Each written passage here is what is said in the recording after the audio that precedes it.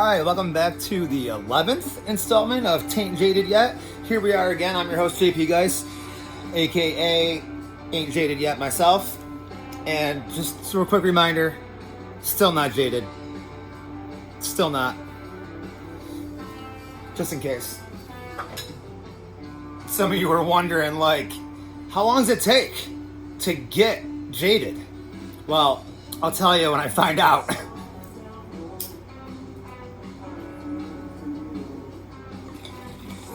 So what we got right here in the background is something from a few years ago that I brought up in a previous episode, and that is Eggy playing King Gizzard and the Lizard Wizard, Interior People.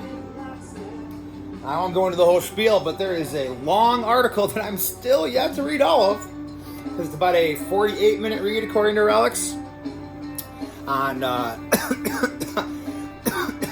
following Eggy around on tour last year. And, I brought up before the whole thing where Fish was learning this song for New Year's this past winter, and someone at the train was like, yo, these guys already did that. And Trey was like, well, that's such a good version, we ain't doing it no more. Eggy covers that shit. Which I think is some pretty big respect right there. Also, just because that was my introduction to that song, was when I saw Eggy do it on this stream in Westville.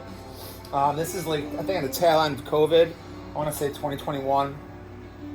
And so we're gonna start there, because today we're covering Borderland. Yeah, today we're covering Borderland. And on day one, Eggy was the 8 o'clock show at the smaller stage, but it was the biggest draw for me personally in the entire weekend. They had just come out with a new album, like, I think a week prior to that, and it's fucking killer. I'm like, oh shit, well, I'm not gonna be able to see those guys in the little places around town no more. It's a good thing, yo. It's cool. It's fucking awesome. So let's get to day one of Borderland Festival out in beautiful Western New York. A festival close to my home. Anything within 2 hours of me, I should have been there by now. It's a good festival. It's run really well. It's not too far away. It's a great time of the year to have one. We had some hot weather, and there were probably some people complaining about how hot it was, but for a week into September, low 80s. Whew, it was awesome. We hardly had any clouds. By the time Sunday came around, the clouds started rolling in. Very grateful for that. The sun is out. It's Friday afternoon. We're getting over to the festival. It's it's September after some sick summer stuff that already happened, and as soon as September 1st comes, you're like, oh, is summer over? 3 weeks left technically. And Borderland did not disappoint. So on day one, let's get to some of the fucking tunes and shit and the vibes and the energy. And we get to Borderland. This isn't a jaded comment. I'm just getting a vibe of, like, I see plenty of people that festival, that know how to festival, but I'm also seeing plenty of we go to Bills games, but this is also happening in our town this weekend, so we're gonna go to this too, which is not a bad thing. I just see a lot of noobs. Anyway, part of that could have been that the Black Crowes isn't really a hippie band. They're adjacent. The first time I saw them was with Tom Petty, who is a hippie, but it's rock and roll. It's more on the mainstream Rolling Stones. I don't know. It just isn't my favorite thing. I love plenty of Black Crowes songs, but the crowd they were getting drunk. Let's be serious here. They were getting drunk at 4 in the afternoon in 82 degrees. Yeah, so by the time that show started, it's just not my favorite kind of vibe in the crowd. It's not a jaded comment. It's a preference. Smoke weed and chill, dude. And guess what? By Saturday, when the camp crowd rolled in, things chilled out. So any of those little buzzy, like, drunken annoyance vibes that I was starting to feel on Friday were gone by Saturday, and I gotta decide. You just flow with things, and I noticed that through Friday, that crowd that was like, "What is this?" got a lot more comfortable by the time Daniel Donato showed up and started playing some weird psychedelic jams for them, because it's fun, it's great, and we're loosening up, you know. But what happened to start Friday for our musical stuff was Daniel Donato and Sheepdogs got flipped because Donato's Cosmic crew was a little behind in travel. You know, these guys, a lot of these festivals are lined up around tours, and they'll be in a completely different city, like less than 24 hours before their sets. So this is nothing new to the festival situation, but so what they did was they flipped Sheepdogs and Daniel Donato's Cosmic Country so that we could see everything. There was one downside to that, which was Daniel Donato's Cosmic Country and Sunbuck were two of the bigger draws from Friday, in my opinion, of anything. Sunbuck is a side project for the guys in camp, and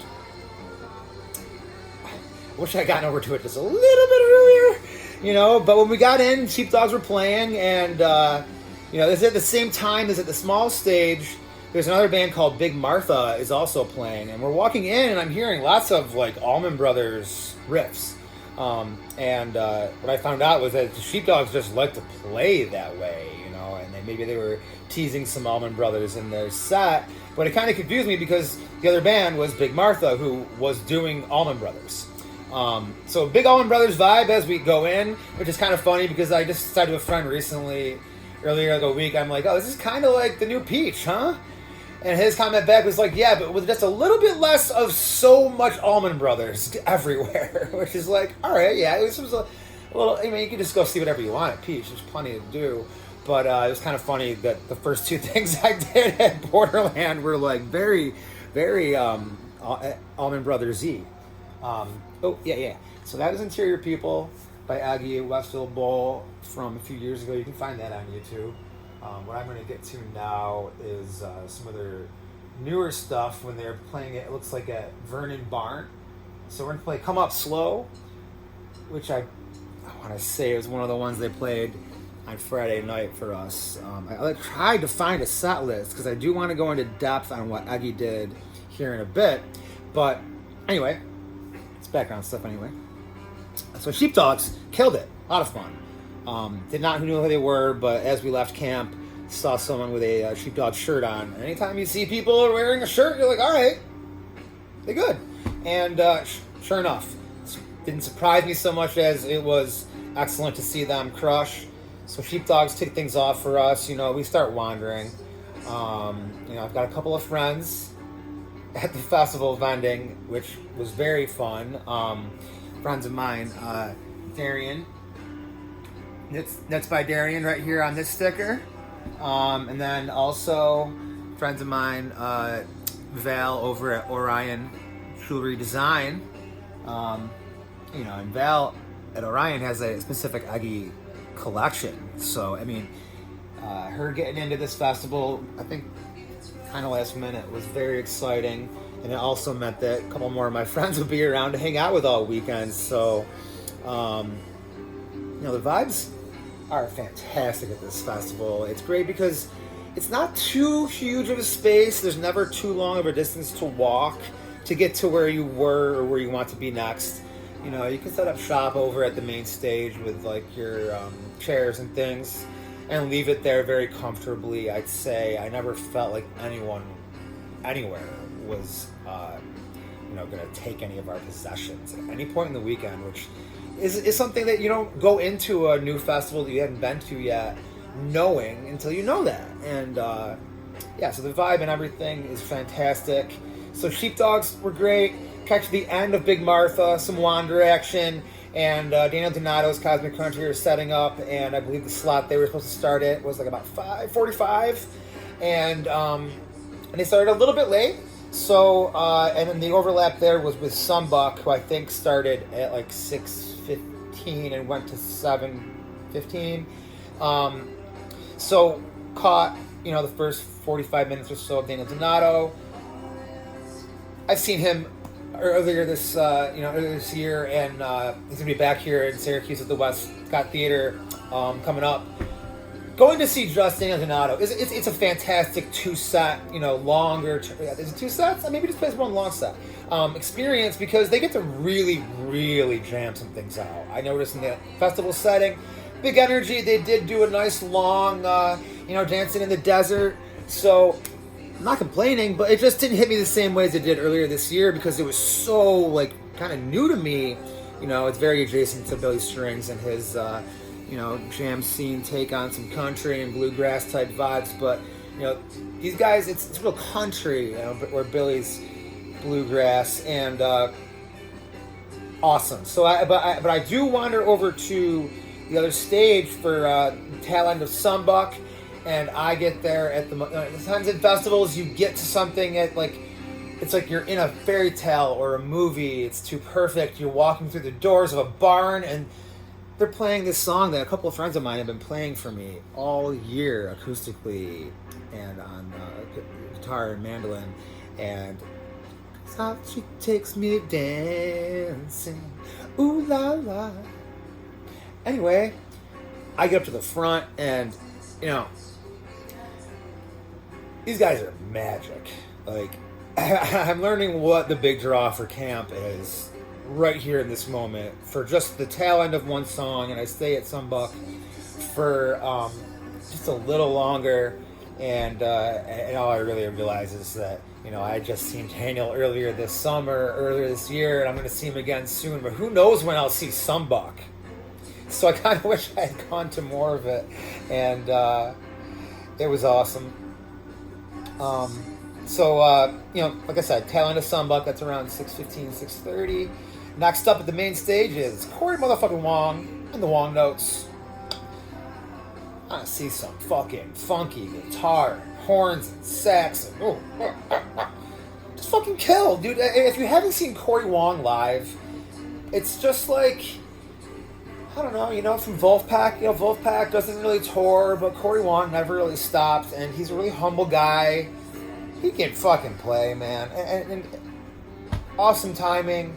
It's a groove. We're getting into the sunset time of the day, and towards the end of Corey Wong, I started to get excited for Eggy because I know that Corey Wong is going to end around 8:15, 8:30, and Eggy's going to be starting at 8 at the other stage. So I get up and move around 7:30 and start finding a snack,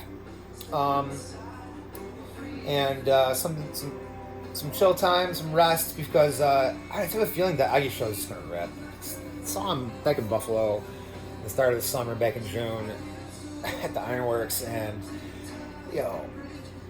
I don't know if they had a curfew or what, but that was a marathon. It was definitely 3 hours and 20 minutes plus, and they had some jams in there that I lost track of what was going on. The way that Fish can do things, the way that other bands can really melt you and take you somewhere else where you forget what song it is.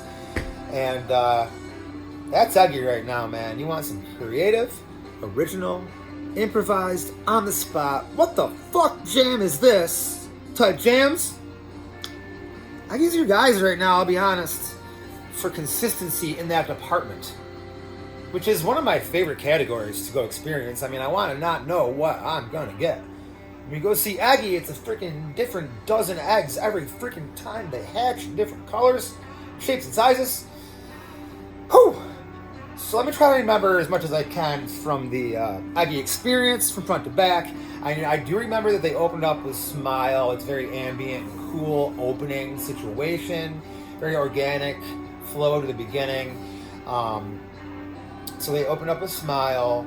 I do know they played a few tracks off the new album, so I'm just going to bring that up in my phone here quick just to follow along a smidge. I do believe they played Moment's Notice, which was one of the first singles off this album. We did not get a Laurel. So Smile, and I believe Moment's Notice was also early on. And this is where I get confused, because there's two songs, Come Up Slow and Must Come Down, which are back to back in the album, which is fantastic. You know, things that, you know, albums can flow. This one does. Even though there's so many different types of like genres and styles going on in it, it does flow. And I want to say Must Come Down was the one where it was in the middle of their show on Friday. The harmonizing. Guys, you're singing. Alex, the pipes on that man on the drums. You know, all of you singing together. It's beautiful. It's awesome. You know, we did not get a so long, but if you ever want to just like cry, just put on So Long. You know, it's featuring Veronica Stewart Frommer, who's from this the group Melt, who now I need to see as well. But I mean, just put on So Long in the car or by yourself or anytime and just listen to that shit. It's so cool. It's like, am I listening to a Broadway musical? Or is this like a Barbra Streisand duet from the 80s? Like, it's... and they did not play that one live on Friday. I don't believe we got Gentle Clown. I want to say we might have gotten Waiting Game. But I do remember the last song that we got was 12 Pounds. And, oh shit, no one can really do it better than these guys right now. You know... plenty of doing it just fine, but you want to see a band on the peak of their rise? It's Aggie right now, just because that album just came out and they're just starting to perform it all live, and you get to hear some of the really cool improvised versions of those songs. Even though they've been playing them throughout the summer, I'm sure they're really starting to kill with these new tunes. All right, now when I say no one can do it better, that's one of their lyrics, guys. We're playing games. We're having fun. You know, you might hear me say that and say, is JP getting jaded?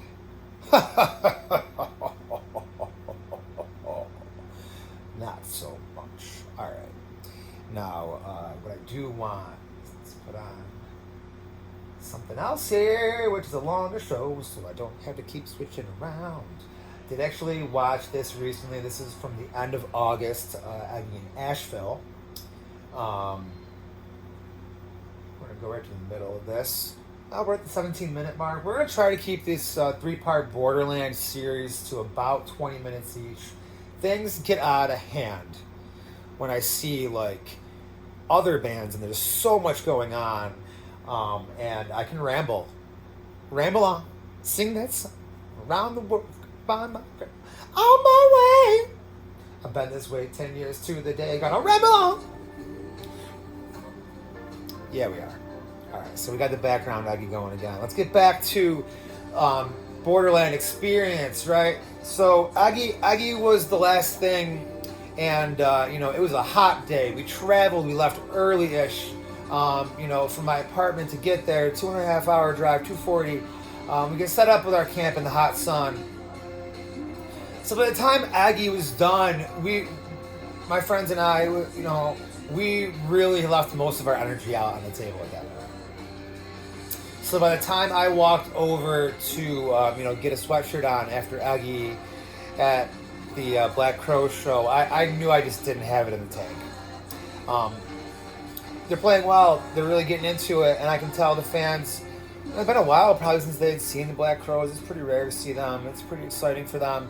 I just didn't have it in the tank, guys. Just didn't have it in the tank for the Black Eyed Keys. And you know, music's a taste-based game, and you go to a festival and you can't do all of it. It literally is impossible. And the nice thing about Borderland is you can check out everything, and I did.